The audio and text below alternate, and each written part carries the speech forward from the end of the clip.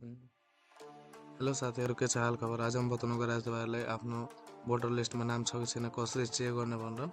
सबैभन्दा पहिला Chrome browser open गर्नु होला। क्रोम ब्राउजर ओपन गरिसकेपछि यहाँ ECEA सर्च गर्नु होला।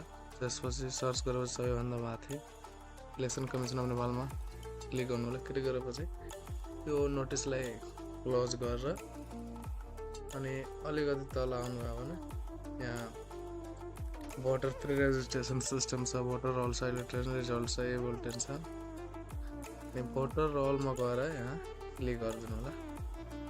यहाँ आएपछि फर इक्जाम्पलको लागि म एउटा कुनै लिन्छु, प्रदेश जस्तै कि कोशी प्रदेश राख्नु, जिल्ला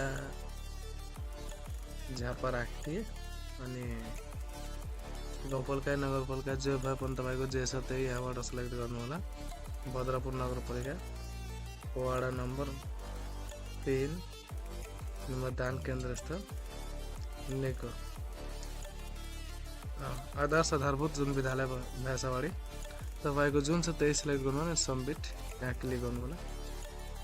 क्लिक गरेपछि यहाँ सबैको सबै विवरण दिएछ। यहाँ कोशी प्रदेश झापा जिल्ला भद्रपुर नगरपालिका वार्ड नम्बर 3 को प्रतिनिधि सभा निर्वाचन क्षेत्र नम्बर 3 को प्रदेश सभा निर्वाचन क्षेत्र नम्बर 1 को यो रिजल्ट छ क्या।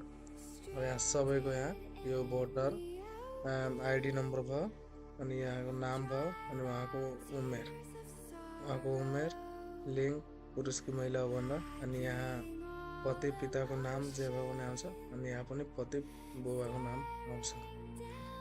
अब तपाईँ आफ्नो चेक गर्ने भने यसमा आएन भने आफ्नो जुन अक्षरबाट नाम सुरु हुन्छ त्यही अक्षर यहाँबाट सेलेक्ट गरेर पनि ल्याउन सक्नुहुन्छ। जसरी कि नबाट बस्छ भने नपक्किले गर्नुभयो भने नबाट सबै नाम यहाँ आउनेछ अनि यहाँदेखि नेक्स्ट गरेर तपाईँ चेक गर्न सक्नुहुन्छ।